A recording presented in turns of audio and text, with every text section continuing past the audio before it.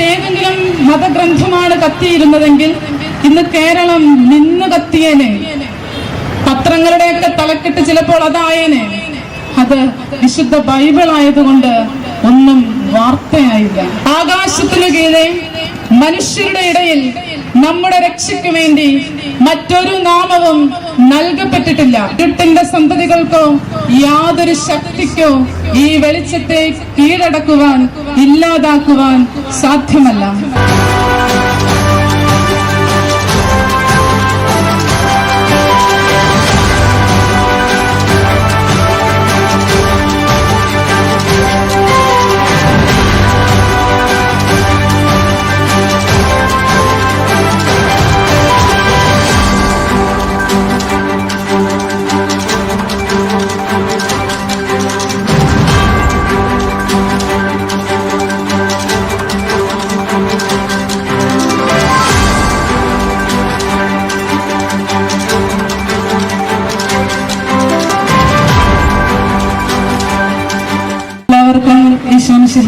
സ്തുതിയായിരിക്കട്ടെ. ഒരു സമാധാന സന്ദേശ യാത്രയുടെ സമാപനത്തിൽ നാം എത്തി നിൽക്കുകയാണ്. ഇത് ഒരു പ്രതിഷേധ റാലി ആയിരുന്നില്ല, മറിച്ച് ഒരു വിശ്വാസ പ്രഘോഷണ യാത്രയായിരുന്നു. നമ്മളൊക്കെ പറയുന്ന കാര്യങ്ങളെ വളച്ചൊടിച്ച് വിവാദങ്ങളാക്കുന്ന ഒരു കാലത്തിലാണ് ഞാനെന്ന അവബോധം എൻ്റെ മനസ്സിലുണ്ട്. ആ അവബോധത്തോടെ എൻ്റെ ഈശോയെക്കുറിച്ചും അവന്റെ വചനങ്ങളെ കുറിച്ചും ഞാൻ സംസാരിക്കട്ടെ. പ്രിയപ്പെട്ടവരെ, കഴിഞ്ഞ ജനുവരി മാസം 30-ാം തീയതി നമുക്കേവർക്കും സങ്കടമുളവാക്കുന്ന, നമ്മുടെ ഓരോരുത്തരുടെയും വിശ്വാസത്തെ വെല്ലുവിളിക്കുന്ന ഒരു സംഭവം അരങ്ങേറുകയുണ്ടായി. 34 വയസ്സുകാരനായ മുസ്തഫ എന്ന യുവാവ് ക്രൈസ്തവരായ നാമെല്ലാം പൂജ്യമായി കരുതുന്ന, അത്യാദരവുകളോടെ കരങ്ങളിൽ വഹിക്കുന്ന, എല്ലാ ദിവസവും വായിക്കുകയും ധ്യാനിക്കുകയും ജീവിതത്തിൽ പ്രാവർത്തികമാക്കാൻ പരിശ്രമിക്കുകയും ചെയ്യുന്ന വിശുദ്ധ ഗ്രന്ഥം, വിശുദ്ധ ബൈബിൾ തീയിട്ട് കത്തിച്ചു കളഞ്ഞു. നാം എല്ലാവരും ഇതിനോടകം ഇതറിഞ്ഞതാണ്. നമ്മൾ ആരും അതിൽ സങ്കടപ്പെടരുത്, പ്രിയപ്പെട്ട സഹോദരങ്ങളെ. കാരണം വിശുദ്ധ ബൈബിളിൽ മക്കബായരുടെ 2-ാം പുസ്തകം 8-ാം അധ്യായം 18-ാം തിരുവചനം ഇപ്രകാരം പറയുന്നു: നമുക്കെതിരെ വരുന്ന ശത്രുക്കളെയും ലോകം മുഴുവനെ തന്നെയും അങ്കുലി ചലനം കൊണ്ട് തറ പറ്റിക്കാൻ കഴിയുന്ന സർവശക്തനായ ദൈവത്തിലാണ് നമ്മുടെ പ്രത്യാശ. ഈ പ്രപഞ്ചത്തെ വിരൽത്തുമ്പ് കൊണ്ട് മെനയുകയും ഇന്നും അതിനെ പരിപാലിക്കുകയും നിയന്ത്രിക്കുകയും നയിക്കുകയും ചെയ്യുന്ന കർത്താവും ദൈവവുമായ ഈശോ മിശിഹായെയാണ് നാം വിശ്വസിക്കുന്നതും അവനിലാണ് നാം പ്രത്യാശ വച്ചിരിക്കുന്നതും. അവൻ അനാദി മുതലുള്ളവനാണ്. വിശുദ്ധ യോഹന്നാന്റെ സുവിശേഷം 1-ാം അധ്യായം 1 മുതലുള്ള തിരുവചനങ്ങൾ അതിപ്രകാരമാണ്: ആദിയിൽ വചനമുണ്ടായിരുന്നു, വചനം ദൈവത്തോടു കൂടെയായിരുന്നു, വചനം ദൈവമായിരുന്നു. അവൻ ആദിയിൽ ദൈവത്തോടു കൂടെയായിരുന്നു. സമസ്തവും അവനിലൂടെ ഉണ്ടായി, ഒന്നും അവനെ കൂടാതെ ഉണ്ടായിട്ടില്ല. അവനിൽ ജീവൻ ഉണ്ടായിരുന്നു, ആ ജീവൻ മനുഷ്യരുടെ വെളിച്ചമായിരുന്നു. ആ വെളിച്ചം ഇരുളിൽ പ്രകാശിക്കുന്നു, അതിനെ കീഴടക്കാൻ ഇരുളിന് കഴിഞ്ഞില്ല. അതേ പ്രിയപ്പെട്ടവരെ, ഇരുട്ടിന്റെ സന്തതികൾക്കോ യാതൊരു ശക്തിക്കോ ഈ വെളിച്ചത്തെ കീഴടക്കുവാൻ, ഇല്ലാതാക്കുവാൻ സാധ്യമല്ല. കാലങ്ങളേറെയായില്ലേ ഈ സ്നേഹത്തിന്റെ അഗ്നിയെ തല്ലിക്കെടുത്താനുള്ള പരിശ്രമങ്ങൾ തുടങ്ങിയിട്ട്? ഒളിഞ്ഞും തെളിഞ്ഞും അതിനുവേണ്ടിയുള്ള പ്രവർത്തനങ്ങൾ ഇപ്പോഴും നടന്നുകൊണ്ടിരിക്കുന്നില്ലേ? എന്നിട്ടും എന്ത് സംഭവിച്ചു? ഈ വിശ്വാസത്തിന്റെ, ഈ സ്നേഹത്തിന്റെ അഗ്നിയെ തല്ലിക്കെടുത്താൻ ആർക്കും സാധിച്ചിട്ടില്ല. കാരണം ഈ അഗ്നി ക്രിസ്തുവാണ്, അവന്റെ വചനമാണ്. അതിനെ തല്ലിക്കെടുത്താൻ ആർക്കും സാധ്യമല്ല. ആളിക്കത്തുന്ന അഗ്നികൂട്ടത്തെ ഊതിക്കെടുത്താൻ പരിശ്രമിക്കുന്ന എട്ടും പൊട്ടും തിരിയാത്ത ഈ പാവങ്ങളെ നോക്കി നമുക്ക് സഹതപിക്കാനേ സാധിക്കൂ. പ്രിയപ്പെട്ട സഹോദര, നീ കത്തിച്ചു കളഞ്ഞത് വെറുമൊരു പുസ്തകമല്ല, മറിച്ച് അത് ജീവിക്കുന്ന ദൈവത്തിന്റെ ജീവനുള്ള വചനമാണ്. അത് ദൈവം തന്നെയാണ്. അവൻ എന്നേക്കും നിലനിൽക്കുന്നവനാണ്, ഇന്നും ജീവിക്കുന്നവനാണ്. Jesus Christ is still alive. അവൻ ഇപ്പോഴും ജീവിച്ചിരിക്കുന്നു. അതുകൊണ്ടല്ലേ അവൻ ഇന്നും വിവാദങ്ങൾക്കും ചർച്ചകൾക്കും വിഷയമായിക്കൊണ്ടിരിക്കുന്നത്. 2023 വർഷങ്ങൾക്ക് ഇപ്പുറവും അവൻ ചർച്ചാ വിഷയമാകുന്നുണ്ടെങ്കിൽ അവനാണ് സത്യം. വിശുദ്ധ ലൂക്കായുടെ സുവിശേഷം 2-ാം അധ്യായം 32-ാം തിരുവചനം ഇപ്രകാരം പറയുന്നു: ശിമയോൻ അവരെ അനുഗ്രഹിച്ചുകൊണ്ട് അവന്റെ അമ്മയായ മറിയത്തോട് പറഞ്ഞു, ഇവൻ ഇസ്രായേലിൽ പലരുടെയും വീഴ്ചയ്ക്കും ഉയർച്ചയ്ക്കും കാരണമാകും. ഇവൻ വിവാദ വിഷയമായ അടയാളവുമായിരിക്കും.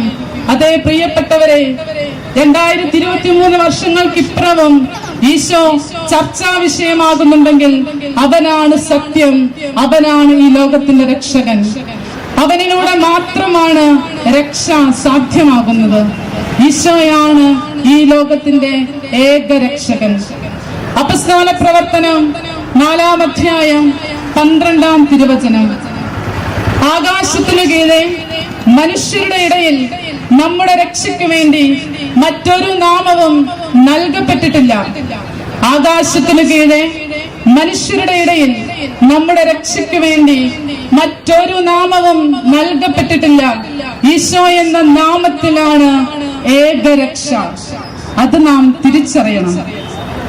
അപ്പസ്തോല പ്രവർത്തനം 3-ാം അധ്യായം 17-ാം തിരുവചനം ഇപ്രകാരം പറയുന്നു: നിങ്ങളുടെ അജ്ഞത കൊണ്ടാണ് നിങ്ങളിങ്ങനെ പ്രവർത്തിച്ചതെന്ന് എനിക്കറിയാം.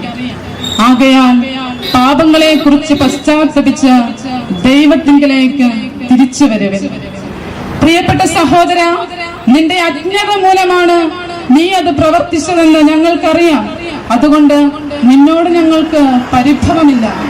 മറിച്ച് ഈശോ പ്രാർത്ഥിച്ചതുപോലെ ഞങ്ങളും പ്രാർത്ഥിക്കുന്നു: പിതാവേ, ഇവർ ചെയ്യുന്നത് എന്താണെന്ന് ഇവരറിയുന്നില്ല, ഇവരോട് ക്ഷമിക്കണമേ.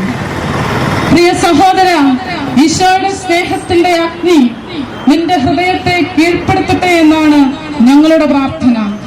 വർഷങ്ങൾക്ക് മുൻപ് ക്രിസ്ത്യാനികളെ പീഡിപ്പിക്കാൻ കച്ചകെട്ടി ഇറങ്ങിയ സാവൂളിനെ നോക്കി, സാവൂൾ, നീ പീഡിപ്പിക്കുന്ന ഈശോയാണ് ഞാനെന്ന് പറഞ്ഞുകൊണ്ട് അവനെ തന്റെ ധീരസാക്ഷിയായ പൗലോസാക്കി മാറ്റിയ കർത്താവീശോ മിശിഹ നിന്റെ ഹൃദയത്തെ സ്പർശിക്കട്ടെ എന്ന് ഞങ്ങൾ ആത്മാർത്ഥമായി പ്രാർത്ഥിക്കുന്നു. പ്രിയപ്പെട്ട സഹോദരങ്ങളെ, നമ്മൾ ഇവിടെ ശ്രദ്ധിക്കേണ്ട ഒരു വസ്തുതയുണ്ട്. ഈ വിശുദ്ധ ബൈബിൾ കത്തിച്ചതിന് പകരം മറ്റേതെങ്കിലും മതഗ്രന്ഥമാണ് കത്തിയിരുന്നതെങ്കിൽ ഇന്ന് കേരളത്തിന്റെ അവസ്ഥ എന്താകുമായിരുന്നു? മറ്റേതെങ്കിലും മതഗ്രന്ഥമാണ് കത്തിയിരുന്നതെങ്കിൽ ഇന്ന് കേരളം നിന്ന് കത്തിയേനെ. പത്രങ്ങളുടെയൊക്കെ തലക്കെട്ട് ചിലപ്പോൾ അതായേനെ. അത് വിശുദ്ധ ബൈബിൾ ആയതുകൊണ്ട് ഒന്നും വാർത്തയായില്ല. നിഗൂഢമായൊരു നിശബ്ദത എങ്ങും കാണപ്പെട്ടു. ഞങ്ങൾക്കതറിയാം, ഞങ്ങൾക്കത് മനസ്സിലാകുന്നുണ്ട്. സാരമില്ല, ഈ കേരളം മുഴുവൻ ഈ സ്നേഹവചനത്തിന്റെ അഗ്നി കത്തിപ്പടരുന്ന കാലം അതിവിദൂരമല്ല എന്ന് ഞങ്ങൾ ഉറക്കെ പ്രഖ്യാപിക്കുകയാണ്. ഈ സ്നേഹത്തിന്റെ അഗ്നി കൊണ്ട് ഈ ലോകം മുഴുവൻ കത്തിപ്പടരും. ഈ ലോകം മുഴുവൻ ആ അഗ്നിയാൽ കീഴ്പ്പെടുത്തപ്പെടും. ഒരു കാര്യം കൂടി, പ്രിയപ്പെട്ട സഹോദരങ്ങളെ, ഈ ലോകത്തിൽ യേശുവിന്റെ ദൈവത്തിന്റെ കാരുണ്യത്തിന്റെ മുഖമാണ് കത്തോലിക്ക സഭ. ക്രിസ്തുവിന്റെ അനുയായികളായ വൈദികരും സമർപ്പിതരും അൽമായരുമെല്ലാം ഈ കാരുണ്യത്തിന്റെ ശുശ്രൂഷ തുടരുന്നവരാണ്. ഞാനും വരുന്നത് അങ്ങനെ ഒരു കാരുണ്യത്തിന്റെ ഭവനത്തിൽ നിന്നുമാണ്. ഞങ്ങളെയൊക്കെ ഇത് ചെയ്യാൻ പ്രേരിപ്പിക്കുന്നത് ഈശോയും അവന്റെ വചനങ്ങളുമാണ്. അവനെ പ്രതി മാത്രമാണ് ഈ കാരുണ്യത്തിന്റെ ശുശ്രൂഷ ഞങ്ങൾ നിർവഹിച്ചു പോരുന്നത്. വിശുദ്ധ മത്തായിയുടെ സുവിശേഷം 25-ാം അധ്യായം 40-ാം തിരുവചനം: എന്റെ ഏറ്റവും വലിയ ഈ സഹോദരന്മാരിൽ ഒരുവന് നിങ്ങൾ ഇത് ചെയ്തു കൊടുത്തപ്പോൾ എനിക്ക് തന്നെയാണ് ചെയ്തു തന്നത്. എന്റെ ഏറ്റവും വലിയ ഈ സഹോദരന്മാരിൽ ഒരുവന് നിങ്ങൾ ഇത് ചെയ്തു കൊടുത്തപ്പോൾ എനിക്കു തന്നെയാണ് ചെയ്തു തന്നത്. ഈ ഒരൊറ്റ വചനത്തിന്റെ പിൻബലത്തിലാണ് ഞങ്ങളൊക്കെ ഈ പണിക്കിറങ്ങി പുറപ്പെട്ടത്. കാരണം അഗതിയും ദരിദ്രനും പീഡിതനുമായി ഞങ്ങളുടെ മുന്നിലേക്ക് വരുമ്പോൾ, അവർക്കെല്ലാം ശുശ്രൂഷ ചെയ്യുമ്പോൾ, അവർക്ക് അമ്മയും സഹോദരനും സ്നേഹിതരും ഒക്കെയായി മാറുമ്പോൾ, ഞാൻ ആർക്കു വേണ്ടി ജീവിതം മാറ്റിവെച്ചുവോ, ആരെ ഞങ്ങൾ അനുഗമിക്കുന്നുവോ അവന് വേണ്ടി തന്നെയാണ് ചെയ്യുന്നത് എന്ന ഉത്തമ ബോധ്യം ഞങ്ങൾക്കുണ്ട്. അത് ഞങ്ങൾക്ക് പകർന്നു തന്നത് ഈ വിശുദ്ധ ഗ്രന്ഥമാണ്. പീഡിപ്പിക്കപ്പെടുന്നവനും വേദനിക്കപ്പെടുന്നവനുമായി മുന്നിലേക്ക് കടന്നു വരുന്ന ഓരോ മനുഷ്യ വ്യക്തിയും ദൈവത്തിന്റെ വേഷപ്പകർച്ചകളാണെന്ന ഉൾവെളിച്ചം ഞങ്ങളുടെ ഹൃദയങ്ങളിലേക്ക് പകർന്നു തന്നത് ഈ വിശുദ്ധ ഗ്രന്ഥമാണ്, യേശുവാണ്, അവന്റെ വചനമാണ്. അതുകൊണ്ട് ഈ കാരുണ്യത്തിന്റെ ശുശ്രൂഷ തുടർന്നുകൊണ്ടേയിരിക്കും. തല്ലിക്കെടുത്താൻ പരിശ്രമിച്ചാലും വളഞ്ഞിട്ടാക്രമിച്ചാലും ഞങ്ങളെ പരാജയപ്പെടുത്തുക സാധ്യമല്ല. കാരണം ക്രിസ്തുവിന്റെ സ്നേഹം ഞങ്ങളെ നിർബന്ധിക്കുന്നു. അവന്റെ സ്നേഹം ഞങ്ങൾക്ക് ഉത്തേജനം നൽകുന്നു. മടുപ്പ് കൂടാതെ കൂടുതൽ കരുത്തോടെ അവന്റെ സ്നേഹത്തിന് സാക്ഷികളാകുവാൻ അവന്റെ വചനം ഞങ്ങൾക്ക് ഉത്തേജനം നൽകുന്നു. ഇപ്രകാരം ഒരു ക്രൈസ്തവനെ സംബന്ധിച്ചിടത്തോളം അവനെ ആപാത ചൂഴ്ന്നു നിൽക്കുന്ന ഒന്നാണ് വിശുദ്ധ ഗ്രന്ഥം, തിരുവചനം. അതവന്റെ ശരീരത്തിന്റെ ഭാഗമാണ്, മനസ്സിന്റെ ഭാഗമാണ്, ആത്മാവിന്റെ ഭാഗമാണ്. അത് അവനിൽ നിന്ന് അടർത്തി മാറ്റുക ആർക്കും സാധ്യമല്ല. പ്രിയ സഹോദരങ്ങളെ, ഇത് ദൈവം നമുക്ക് നൽകിയ അവസരമാണ്. വചനത്തെ കൂടുതൽ സ്നേഹിക്കാൻ, വചനം കൂടുതൽ വായിക്കാൻ, ധ്യാനിക്കാൻ, ജീവിതത്തിൽ പ്രാവർത്തികമാക്കാൻ ദൈവം നൽകിയ അവസരം.